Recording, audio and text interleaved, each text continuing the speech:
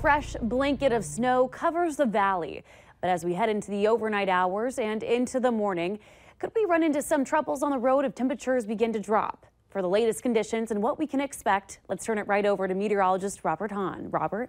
Yeah, a live look outside on the CorwinAuto.com Valley Skycam. Part of the Storm Team Skycam network. Snow still falling. You see it collecting on the grassy areas here in the Fargo-Moorhead area, but the roads at this point are still in pretty good shape. Mainly wet. That's because temperatures still above freezing. 33 degrees feels more like 29. Winds very light out there. They're going to remain pretty light as we head through this evening. Now, in areas where it's at or below freezing, Thief River Falls, Cavalier, Langdon, Devil's Lake, you're going to start to see that water, that slush start to freeze on over, and you'll start to see some slick spots developing as we head through the next several hours. As temperatures continue to drop, more and more areas will drop at or below freezing. Winds, as mentioned, they're light out there, and the combination of light winds and wind chills just a few degrees cooler in most locations. Cloud cover, we've got quite a bit of it out there, and we've also got quite a bit of snow, mainly light snow.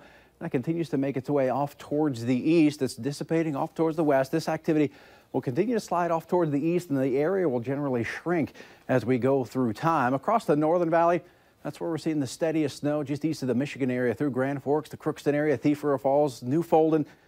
This is where you're going to start seeing some slick spots as those temperatures continue to drop on off. Down to the south, most of these temperatures still just above freezing, and so we'll see that snow still collecting on the grass, but slick spots will begin to develop as we head through the next several hours as temperatures drop on off. But the snow in general will be coming to an end in the next several hours. Across the national map, some snow off towards the west, some rain down in South Dakota and Nebraska. Off towards the east, some rain, locally heavy, especially in central portions of Ohio. For us, as mentioned, watch this area of snow. It'll shrink on up as we head through the next several hours and get on out of here, leaving behind just some isolated flurries, some isolated snow showers, and temperatures will continue to drop down into the 20s in most locations, and that will be enough to create those slick spots. So if you've got some travel plans late tonight, early tomorrow morning, just slow down and give yourself a few extra minutes to reach your destination. As we head through the day tomorrow, a quiet day. Those winds will be kind of breezy, though, out of the north.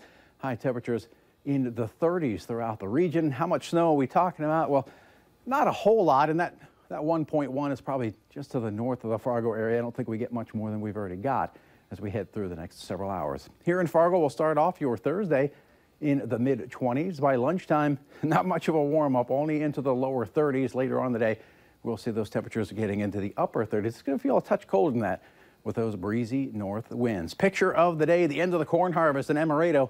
Thanks so much to Kirsten for sending that in. Going to use that as a backdrop to our 7-day forecast. Tomorrow, a quiet day, but snow begins to return late Friday and on into Saturday. If you're heading down to Brookings, either Friday night or Saturday morning, it's going to be a tough go of it. It looks like at least several inches of snow around the area, so there could be some tough travel. Keep it tuned to the latest forecast, and we'll keep you updated. Another round of snow early Sunday and late Monday and early Tuesday. Yeah, and if you're on the road, like Robert mentioned, make sure that you have the Valley News Live Storm Team weather app to keep updated. Yep.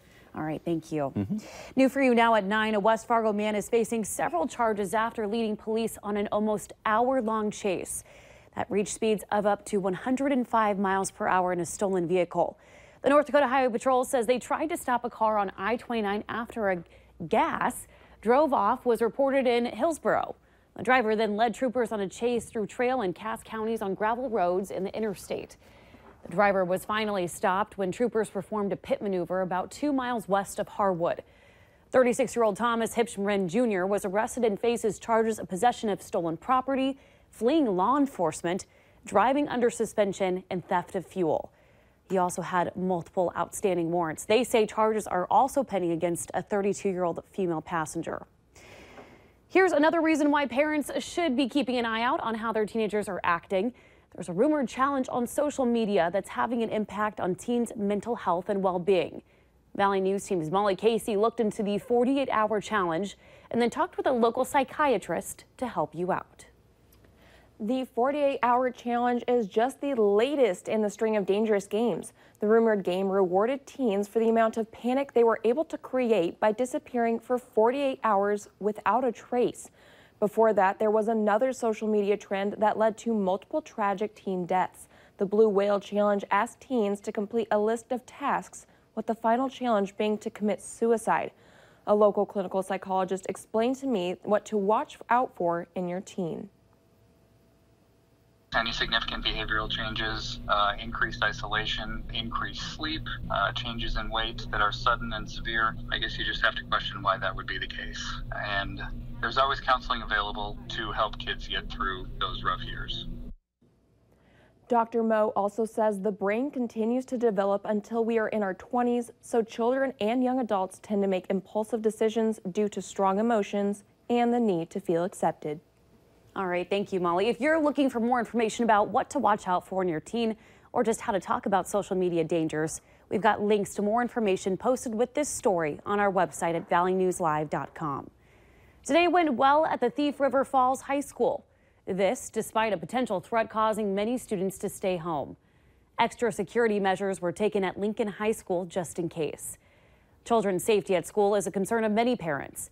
And there has been a recent spike in school threats all across our country. So schools aren't taking any chances. At Central Cass High School, for example, they use a number of different approaches to ensure student safety. Access to school buildings is very important, so we try to monitor every single individual that enters into the school building. We have a check-in system in the office. We have security cameras on the doors that help us monitor who comes in and out of the school building. Renovations are also underway at Central Cass, which include enhanced security. The investigation continues into a reported attack of a man by 3 people who forced him to drive to Grand Forks. Police spoke with a woman this morning who said her son was assaulted outside of his apartment just northeast of 13th Avenue and 45th Street South, and was then forced to drive them to Grand Forks in his vehicle. Once in Grand Forks, the victim said he dropped them off at an apartment complex. Some of his personal property was stolen. The victim then went to a Grand Forks emergency room where he was treated for minor injuries. So far, there are no names or descriptions to pass along. Icy roads are believed to be the cause of a deadly crash in Otter Tail County that left a Minnesota man dead and his female passenger with life-threatening injuries. It all happened yesterday morning. Authorities say a vehicle was heading south on Highway 29 shortly after 8 a.m. when the driver lost control of her vehicle on icy roads and then drifted across the center line and then hit a pickup truck head-on. The driver of the pickup, a 71-year-old man from Henning, was pronounced dead at the scene. His passenger, a 74-year-old woman also from Henning, suffered life-threatening injuries and had to be airlifted to a hospital. Authorities say one of the people in the pickup was not wearing a seatbelt. The driver of the other vehicle suffered minor injuries. We're continuing to follow a developing story out of New York tonight, where the man accused in the deadly Halloween truck attack is being held without bail. At least 8 people were killed in the incident, 2 of them Americans. Today, federal officials filed terrorism charges against him. Kenneth Craig has the latest from New York. Sayfullo Saipov appeared in U.S. District Court, handcuffed and in a wheelchair as he was charged with federal terrorism crimes. First, material support of a terrorist organization, that being ISIS. And second, a federal charge of violence and destruction of a motor vehicle. According to the court filings, the 29-year-old chose Halloween as the day to mow down pedestrians and bicyclists, believing there would be more civilians on the street. Authorities say they have evidence establishing his support for ISIS, including a note recovered outside the rental vehicle he used. Also, a search of cell phones found in a bag that he was carrying revealed thousands of ISIS-related images and 90 videos. Officials say Saipov conducted a practice run last week and wanted to continue his attack down this West Side Highway bike path to kill more people on the Brooklyn Bridge. Oh my God! That did not happen. The Uzbek immigrant crashed his truck into this school bus carrying children before eventually being shot in the abdomen by NYPD officer Ryan Nash. I understand the importance of yesterday's events and the role we played, and I'm grateful for the recognition we have received. This video shows some of Saipov's victims riding along the bike path before they were struck and killed. The group of childhood friends from Argentina were celebrating a high school reunion in New York at the time. Back in their country, mourners lit dozens of candles in their honor. Kenneth Craig, CBS News, New York. A high-ranking law enforcement official tells CBS News authorities are questioning a friend of the suspect, also from Uzbekistan.